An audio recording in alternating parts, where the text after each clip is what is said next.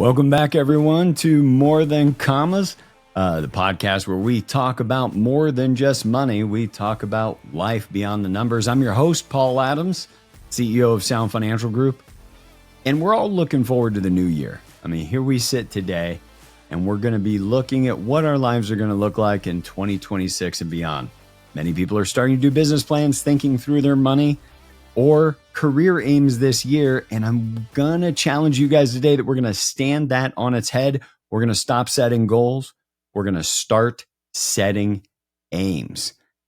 Aims being a totally different way to approach your future than the simple goal setting mindset we've had in the past.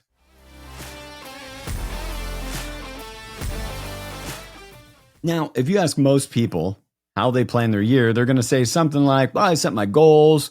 My aim is I'm going to earn this more money.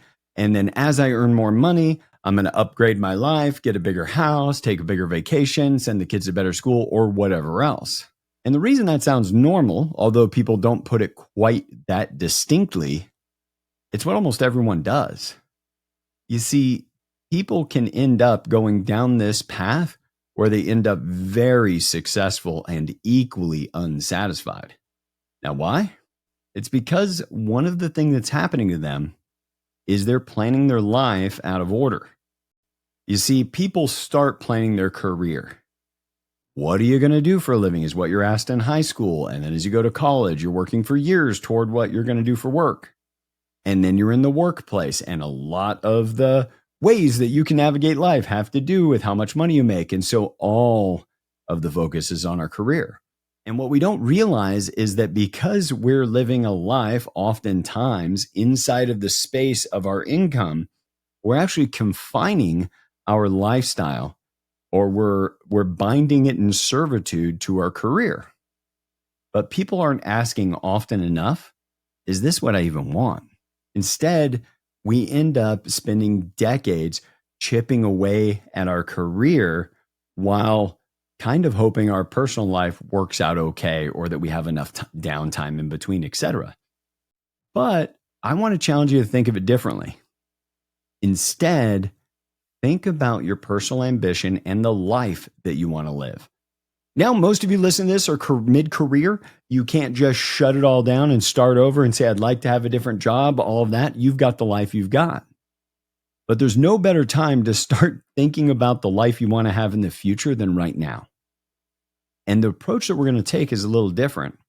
It's going to have to do with what do you want your life to look like first. Then get into what does your financial life need to look like, or your career need to look like. Now, the way I would have you think about this is looking at your life in time segments. 6 months, 1 year, 3 years, 5 years, maybe even take a wild guess at 10 years.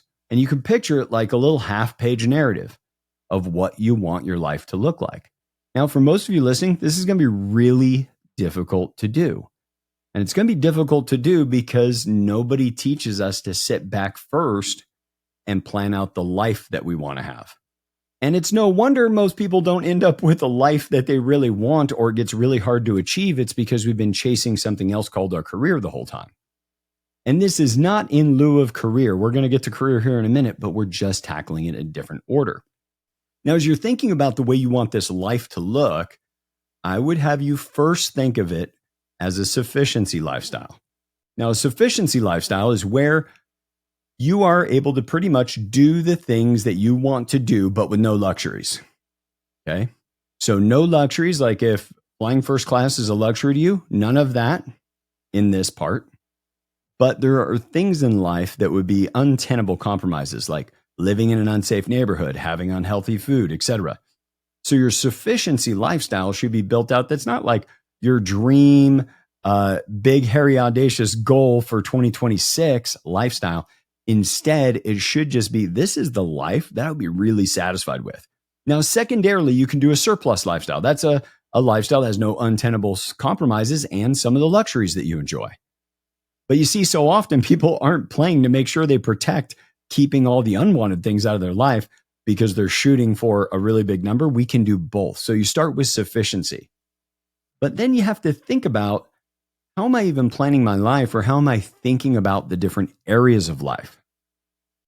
So a framework that you can think about, how do I want my 6-month, 1 year, 3 year look like, is how are you taking care of your concerns at that time? How are you taking your concerns around health, family, relationships, etc.? Those are the things we're working on in the next year. Those are the things that should be in our aims. And we're going to give you a framework of what those areas of life can be. And it comes from a guy you've heard me talk about before named Fernando Flores. Brilliant modern business philosopher. And he created something called the 13 permanent domains of human concern. And we're going to have them listed on the screen here, but you can also go get the white paper. Marla will have put it somewhere down in the description. But it's things like your body, your family, your career and work, your money and finances, community, intimacy, love, faith, play, recreation, and the list goes on. You can think about, how am I caring for these concerns? Because your first inclination is going to be to have the lifestyle one be financial. Don't. When you're thinking about the life you want to live, think about how much time am I taking off? Who am I spending time with? How often am I going to the gym? Am I getting my annual checkups? I want you to frame it that way, because the next step is where we're going to figure out, how much does all this even cost? This episode is brought to you by Sound Financial Group. At Sound Financial, we specialize in helping clients build strong, long-term financial strategies for their retirement. If you're looking for personalized advice to help manage your wealth, visit us at sfgway.com to learn more about how we can help you achieve your goals.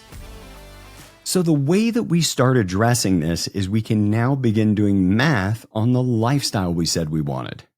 Now, that math is pretty easy to be able to do. You just need to figure out, here are my expenses that for this sufficiency lifestyle I want to have in, say, 2-3 years, whatever you put on your plan. And having that lifestyle is going to cost, making up a number, $200,000 a year after tax. Well, pretty easy math. I'm going to have to make almost $300,000 to have $200,000 after tax. So my first financial aim should be, I need to make $300,000 a year for this 3-year period of time. But now I've left something else off. I funded the one lifestyle, the one I'm living now, but I haven't funded the other lifestyle. The lifestyle of the much older Paul Adams, who somebody doesn't value his offer anymore. You see, we don't get the choice as whether or not we get to work to age 75. You'll hear people say things like that, like, oh, I probably have to work till I'm 80. There's the hard facts is, who says we get to choose when we stop working? The marketplace will eventually not value whatever we offer. So we have to be ready for that. So that's the second lifestyle we have to be funding. So now I got to do enough math of like, wow, if I want to maintain this $300,000 a year lifestyle and I'm currently 40 something years old, how much money needs to be saved for me to fill that gap to reach the inflation adjusted $300,000 in the future that I need to earn? That's the two lifestyles we have to fund. Now, if after you did all of that math, you go, oh my word, I need to make $550,000 each year. That now becomes your financial aim. So remember, first, we worked on our personal aims. And we said this is kind of what we'd like our life to look like. And then we moved on to saying, what are the financial aims? What do we have to earn? What has to be flowing through the household for us to have this life that we want to have? And now, the somewhat controversial part is, that's the first time we should be thinking about our career. That's the first time we should be doing our business plan for next year. That's the first time we should be putting together a marketing strategy or sales plan for next year's pipeline. We shouldn't be doing any of that until we know the life that we're trying to produce with all this earnings. You see, without doing that, we don't know how to make choices. Should I take on this venture or not take on this venture? If the only answer is it needs to be more, then it limits you and, in fact, makes your career a tyrant. And so what we're wanting to do by you being able to anchor in these personal aims is put you in the position that your career is a tool. Your career should be the tool that feeds the life that you want to have. And this isn't, I'm not making you wrong. I don't want to make you feel bad if you haven't done this. Nobody talks about doing this. In fact, the only people that talk about doing this are this like airy, fairy, woo-woo, which I'm not beating up any of that. Some of that stuff helped me a lot at one point in the past. But the only people talking about it are not talking about it in a clean, practical way that you can go implement. And you may not be able to get to the life that you want to have right away, but you can get there eventually if what you're doing is capturing it and aiming at it. You see, one big difference between this idea of goals, which is I set it out in the future and then I'm going to do some work on it. But like many goals, if you want to know what your goals were at the end of the beginning of the year, you almost have to go find the piece of paper you wrote them on because you forgot about them. You see, aiming is a little more like somebody sighting a rifle in for the first time. You see, when they miss the first shot, that's not considered a failure. It's considered new information. Oh, that was 2 inches down into the left of the target. So now they can make adjustments to have a better chance of hitting that target in the future. But how often have we set goals, gotten to the end of the year, not made the goal, and not been able to articulate why we didn't do it? Or we did articulate it, but we were making it up. You see, if you approach these things in your life as aims, it gives you the opportunity, like you're capturing, oh, here's what I want my life to look like. And so then when something new distracts you or wants to pull you away, you can go back to your aims. Now, it doesn't mean you can't change them. You absolutely can change them. But you actually go and change them. Instead of just changing your mind or going in a different direction and going, how did I get here from 6 months ago? This wasn't part of my aims at all, and I wasted all this time. You can change your aim, but what that requires is like you're going to take and pick a new target and take an aim, right? That's what it is. And then each time a shot is missed, we gained information for how to shoot better again. And you can then be able to track not only your outcome, often the way we do with goals, because they want you to set a goal and then have somebody else manage you.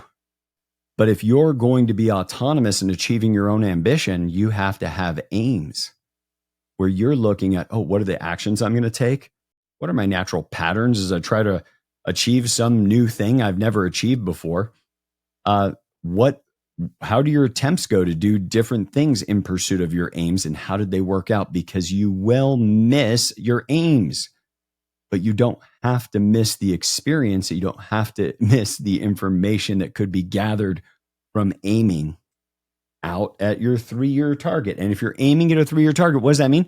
It means something needs to happen in the next 3 months on the way to that 3-year target. So we set that little objective, and then you set some actions that you hope to be in, and then you get to the end of that quarter and you have a lot more information instead of just a really good idea about how you hope the future would go. And then one last thing that will drag people down with their aims is they can't sit with the intention or with the tension. You can't sit with the tension because if you think about setting your aims higher compared to your current level of performance, if you're just listening, picture a rubber band being stretched upward and there's tension on that rubber band. And there's 2 ways to relieve the pressure. One is raise your performance. But what happens all too often is people adjust down their goals. And they adjust down their goal with the only learning being it didn't work out for me the first 6 months of the year. So now I need a lower goal for the rest of the year. But they didn't walk into the second half of the year with any new information because they weren't aiming.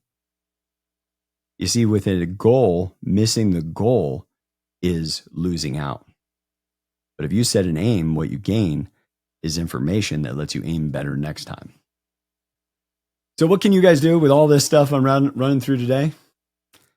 2026, just don't set any goals for your career. Start by designing your life.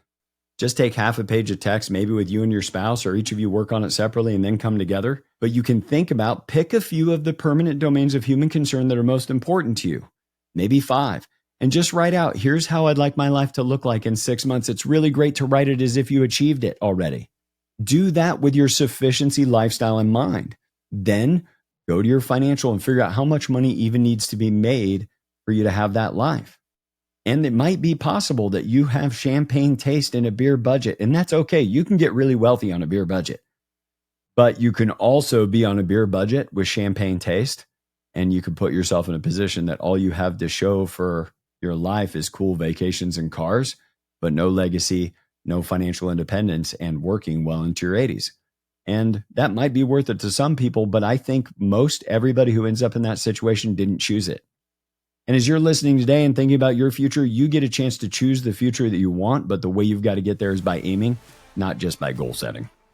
So with that, everybody, I hope this episode gives you a new way of thinking about planning, not just in your life, but in your business.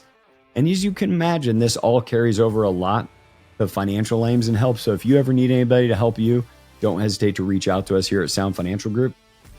That's it for this episode. Now, get back to living a great life.